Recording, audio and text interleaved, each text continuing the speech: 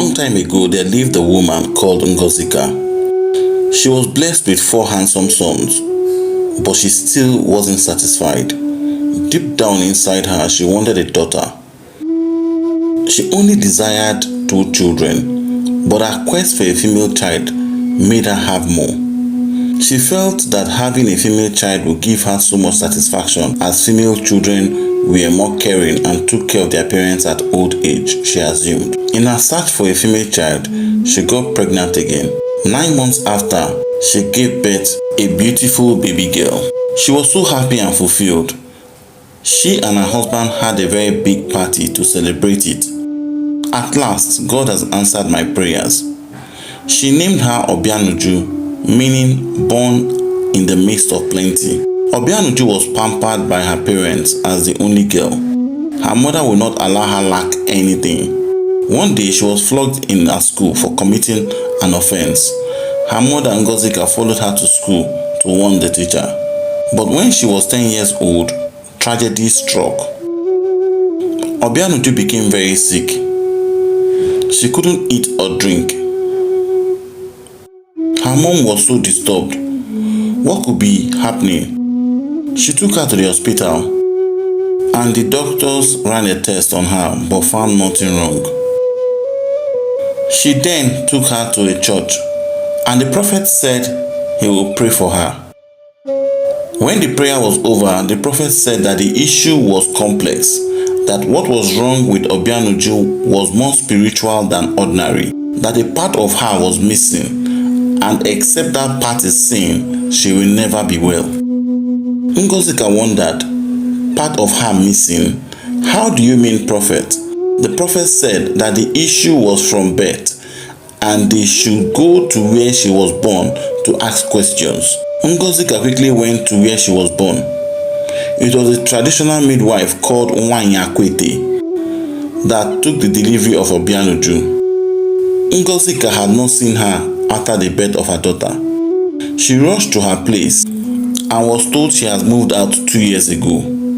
She asked where, but no one knew. She went back to the prophet and told him exactly what has happened. The prophet then said that was the only solution, and that she had to find Nwanyakwete on time, because even Nwanyakwete had limited time to live because of old age. And if she dies with the secret, then nothing can be done again. 2 days later, as Ngozika was coming back from the market, she saw a lady that looked very familiar. She thought to herself, I have seen this face before. Out of curiosity, she followed her. She didn't know why she was following her, but she just did. The lady entered into a particular compound and Ngozika followed her. She later discovered that it was a maternity home. She knocked on the door and the lady opened and asked, how can I help you? Ngozika told her that she was pregnant and looking for a reliable maternity home to register. Ngozika lied. The lady told her that she was in the right place. Then Ngozika asked that before she register, I would like to be sure you are qualified. The lady smiled and told her that she was trained by one of the best midwives that the community has ever produced, and that she learned for 12 years before starting up her own place. Ngozika asked, what is the name of the woman that trained you, please? The lady became impatient. Are you here to register or to interrogate me? Ngozika replied, please tell me.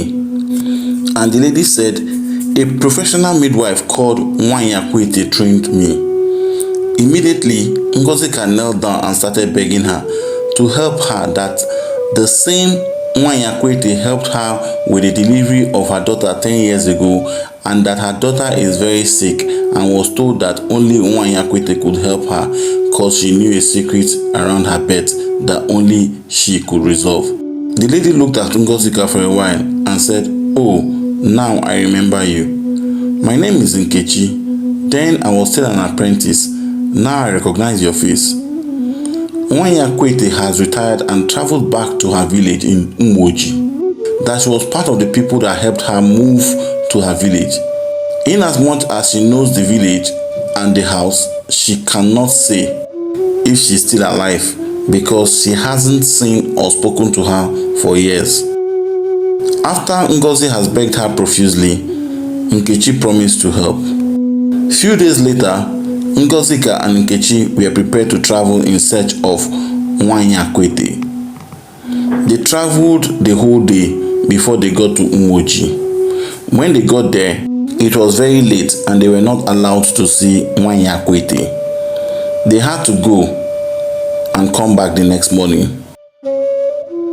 They finally met Nwanyi Akwete. She was looking so old and frail. Ngozika introduced herself and told her her mission and how they said only her could unravel the mystery. Nwanyi Akwete paused for 2 minutes before speaking. "Oh, my sins have finally caught up with me," she said. "Please, how do you mean?" Ngozika asked. "About that time you were pregnant, I had a couple who had been childless for many years," Nwanyi Akwete said. "I had given the wife called Ebele several concussions and medications for many years before she became pregnant." Ngozika listened carefully. "Both of you were due for delivery the same day. She was delivered of a baby girl who died at birth, while you were delivered of twins, 2 baby girls." Ngozika was shocked. "2 baby girls, you said?" Nkechi asked her to calm down and listen to the whole story. "I felt so bad that the couple lost their child after searching for so many years. And to make matters worse, she also lost the ability to ever give birth to children in her lifetime. So I decided to give her one of your girls to avoid her dying out of depression." Ngozika screamed, "What have you done?"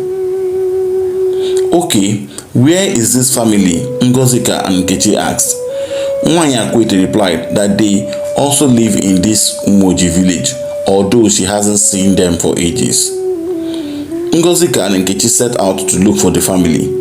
When they got to their compound, they met a woman crying, and they asked her what the problem was, and she said her daughter has been sick and everything done to make her well has been unfruitful. "Where is this your daughter?" Ngozika asked. When Ngozika saw the girl, Ngozika was shocked to her marrows. She looked exactly like Obianuju, her daughter. Ngozika told her the whole story as narrated by Nwanyi Akwete. Both women broke down and started crying. "So what is the solution?" Ebele asked. Ngozika promised to come back in 3 days' time to tell her. Indeed, Ngozika came back and told her that the prophet said that it is very simple, that both girls will have to see each other and immediately they will be well again, that a new naming ceremony must be conducted for both of them by both families and their names changed to identical names. Also, they must never stay far from each other again.